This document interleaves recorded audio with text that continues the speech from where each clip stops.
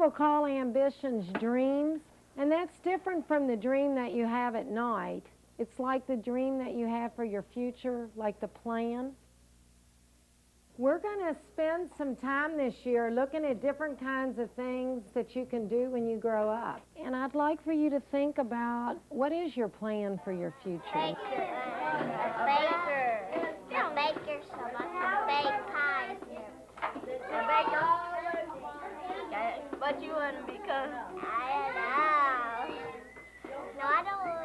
You want to be a doctor? You want to be an airplane flyer? You want to be a Fireman. No. I mean, fire girl. Baseball player? No. Basketball player. No, she don't want to do all sports.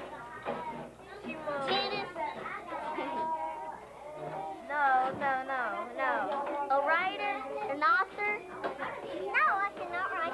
Cannot draw. I'm gonna be an artist. No. I want to be a model. A model? Uh-huh. This is my partner, she wants to be a gardener.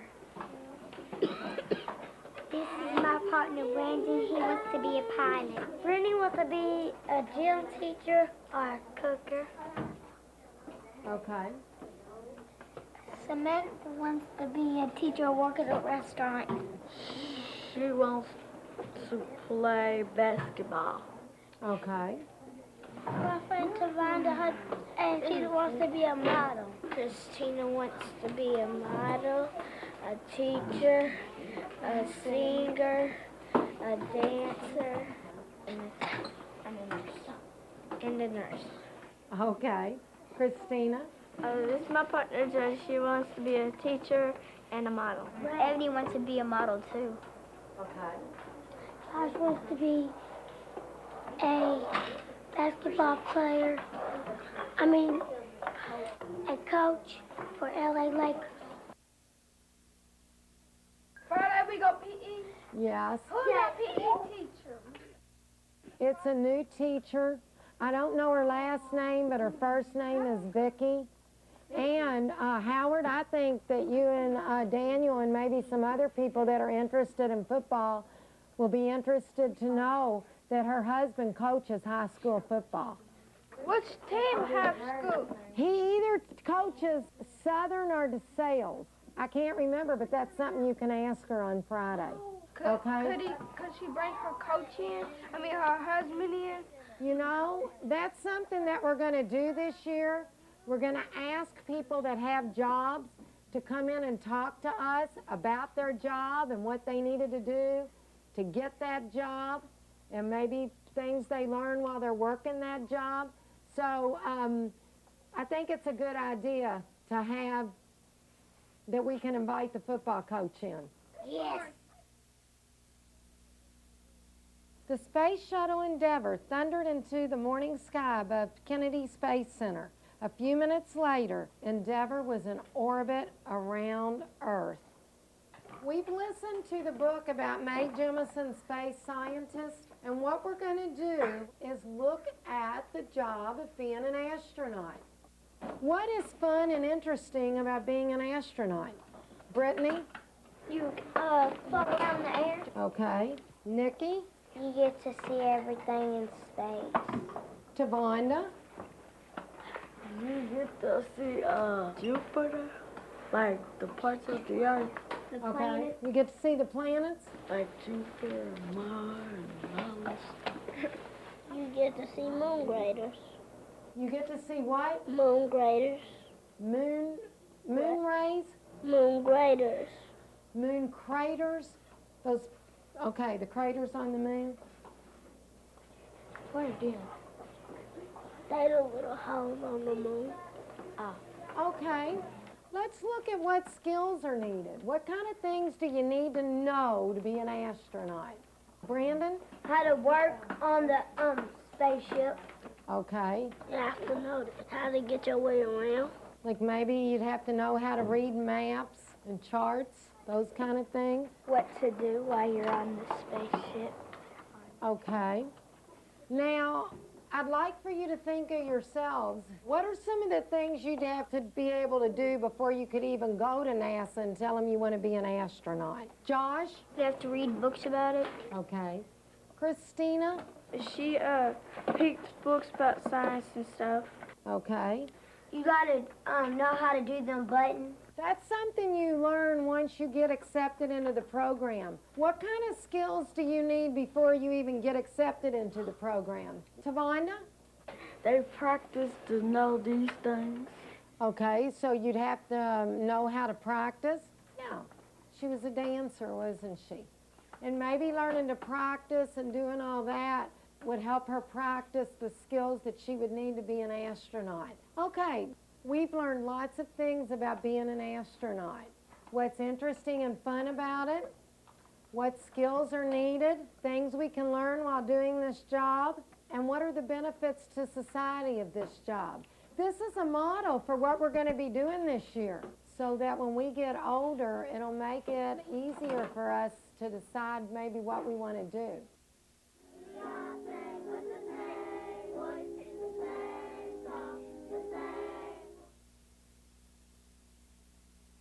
When we studied Martin Luther King Jr. as a class, a lot of you all told me that you really like to read about real people. Thinking about our reading of Martin Luther King Jr. and the people that we've met, like the dentist and the writer from Louisville Water Company, think about things that you think it would be important to know about the people that we're going to study, and just talk that over with your partner. What do they do for a living, maybe? That's what we want to know. They work. Yeah, but what kind of jobs? Did they have a big family, or they're the only child? What they want to be when they was little? And let's see. How about the George Washington Carver? You mean when they grow up? Yeah. How did they get their job? When they did it, and how they did it. What they had to go through to get it there. What's one thing that you all came up with that you'd like to know? What I do for a living. Okay. When they were born and when they died, if they did die. What college did they go to? What kind of equipment did they use? If they used equipment. If they used equipment. How many brothers and sisters did they have, or did they live with their dad or mother and daddy and their family? Can I just put family up there, that you all want to know something about their family? I'll put that right here by school. How they were when they started the job. How old? How long can they work each day? Do you get paid? How much did you have to go through to get the job? Have they had any hard stuff during their life, like Martin Luther King? Okay. Now, we've got a really nice list here of things you all would like to learn about the people that we're going to study. And, you know, we may add to this list tomorrow after we start studying our people. We may think of some more stuff that we might want to put up here. You may not get your first choice, okay? But we will be studying these people again. We've got Mary McLeod Bethune, An African-American who founded a university. Elizabeth Beckwith, first woman doctor. Daniel Boone. Phyllis Wheatley, born in Africa, brought to America as a son, Black Moses. She was called the mother of black little shirt in America. I remember Mozart. Okay, Mozart was first. Is Rosa Parks the second? Yep. Mosert's right. this is Mozart, and Jody and James are going to study about Mozart. Daniel and Lewis are going to study about Jackie Robinson. And we've got Elizabeth Blackwell, and this is Tavonda and Christina. And then wrote as January 1762, just few years later, Phyllis visited England. Their lords and ladies wanted to meet the young woman who wrote so beautifully. Two men were trapped inside the tunnel. Rescuers could not get to the men because the tunnel was filled with dangerous smoke. On February 11th in Iowa, Ohio, 1854, the Edison family moved to Park, Michigan in 1854. It said that. The Edison And beginning to work as the telephone operator. Okay, now when did he die? When did he die? April 17, 1790. 1790. Well, let's find it. Where is 1790? Oh, it's great. It will be. Seven. Benjamin Franklin. Okay. It'll probably be Right, okay, yeah, right there in the middle. Put your X. What I've done is just put together a little chart for you to record information on that goes along with these things that we had from Monday. What we doing, Miss Ashley? We're going to do research today. We're going to look at our people again. This part right here is childhood. Another category we've got is family, education, L.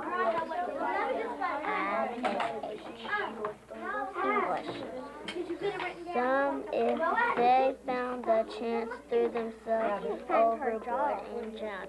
The slave ship Phyllis had arrived in Boston. Her jaw was very famous, and she was a poet. She was 1761. Do you know who taught him how to read? A man and a woman. Yeah. Do you know their name? No. I do. Huh. Miss Adult teach Frederick how to read. Wait a minute. I'm writing this. I put a man and a girl. Who was the other man? Who was the man? I have to look that up. A woman. Because it don't say the man in here. Watching. He watched a man. And build a house. But someone teached him. A woman teached. What's the lady's name? Miss Adult. Job, he had to run a Teach the child born in him Mallow, how to read. Garrett and his brother helped 32 men under the ground from dying from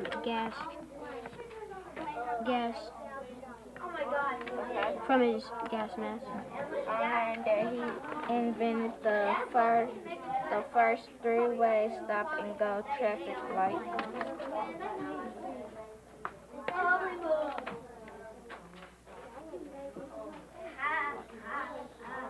And I learned that he was building big businesses.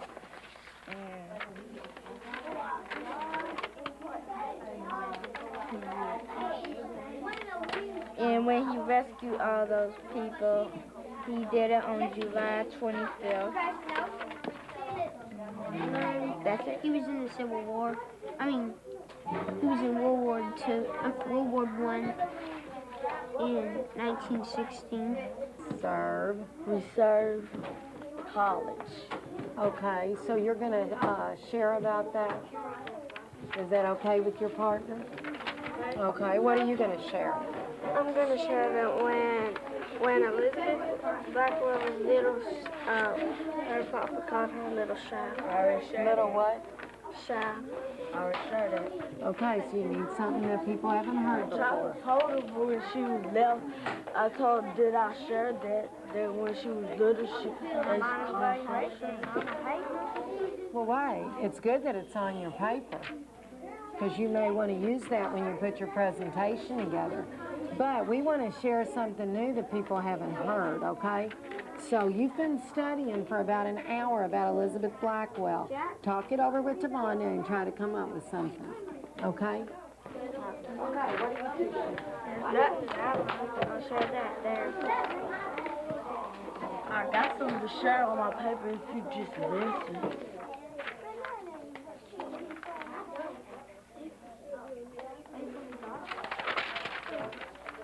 Okay. You could say Elizabeth Blackwell opened the medical perfusion. Share that. Huh? First, share that. Sure, that's what it is. Have you tried this? It was hard to get in a medical school, and sometimes they don't take, and sometimes they call her stupid and crazy. We're studying Benjamin Franklin, and I learned that Benjamin Franklin had his own stove where you could put wood in it, and it heatens your house. I'm studying Benjamin Franklin, and I learned that he made a chair that turns into a ladder. I'm studying Elizabeth Blackwell, and I learned that sometimes Elizabeth was called names like crazy and bad. Because she was gonna be a doctor, and people said she was crazy and she was bad. How come you think? Because in the book it says that when she was at the hospital, she was walking. Well, she was going to the hospital, and people started calling her crazy and stuff because they wrote it in the book, and people knew that she was gonna be a doctor, and they started calling her names. What was going on there? She started to go to classes and stuff to take up to be a doctor, and when she was going to one of her classes, these men started calling her crazy and stuff. Yeah. That she was bad. Why couldn't women be doctors? I just know that it was only men's doctors, and that the laws they didn't have women doctors because that was the law back then. That it wasn't women doctors, but she was the first one. It was a Women time in our history where the men went out and they had the jobs and they did the work, and the women stayed home and they raised the kids. So when Elizabeth Blackwell decided that that's really not what she wanted for her life, she ran into some hardships, some obstacles because of it. Because in the book right here, it said when unmarried women, they had to work, either to go to other people's house and work for them, for the poor people, and she was a servant. It says if unmarried women, if they're not married, they gotta work. They gotta work. They gotta be servants and do everything at the rich people's house. Yeah, it was a different life than we have now. That's why there are books about Elizabeth Blackwell, because she did that first. Is anyone else reading about maybe a woman that wanted to do things, but it was hard for her because she was a woman? Oh, Amelia, Shamil? everybody kept teasing her because she wanted to be a pilot, and she was a tomboy. Okay. Tara?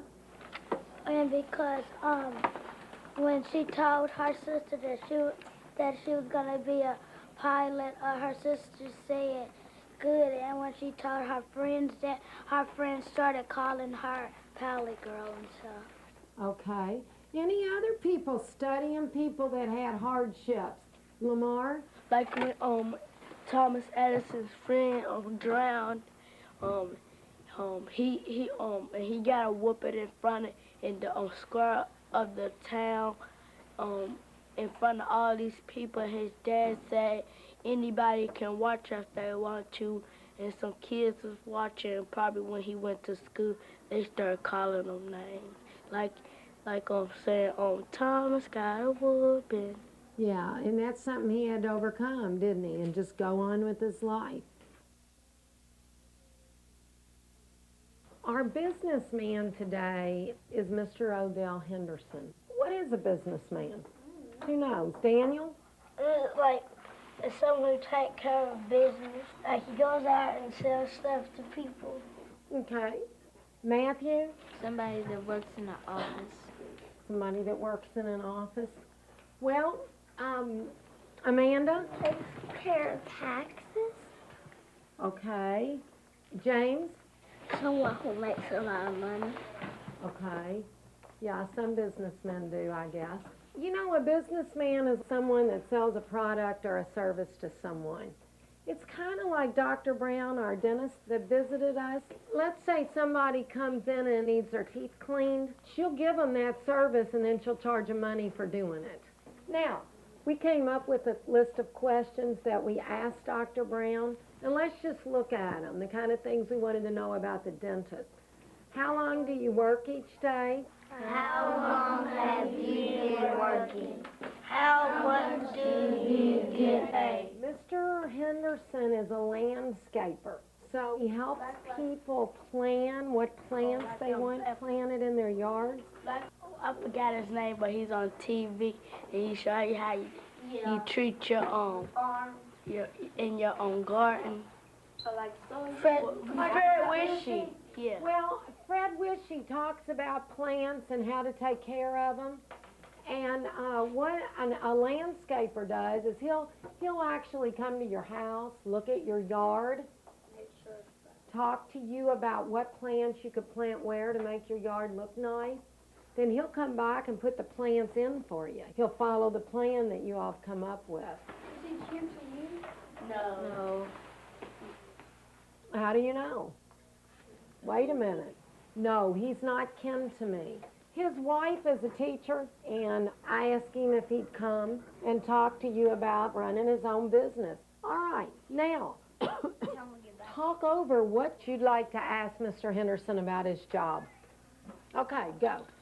Well, he might ask him, we could ask him whenever, how long, how many houses do you go to plant the flowers? I might ask them, like, is your job fun? Do you like the people you work with? How were you when you started it? How old were you when you started? What grosses you out about your job? Do you work on Saturday and Sunday? What kind of skills do you need? Does the equipment cost a lot of money? Well, before we get started about business, I want to tell you something about myself, okay? I was born and raised here in Louisville. I started out in the public housing on Shepherd Square, which is on Jackson and St. Jackson Street. I went to McFerrin Elementary School. I went to Iroquois High School down the street. I went to Morehead State University College on a football scholarship. And I thought I was going to play professional football. I was a receiver, and I caught the ball. I even played with Phil Simms for a couple of years, and he was a Super Bowl winning quarterback for the New York Giants. I just knew I was going to go to pros because I had good hands and good speed and good size.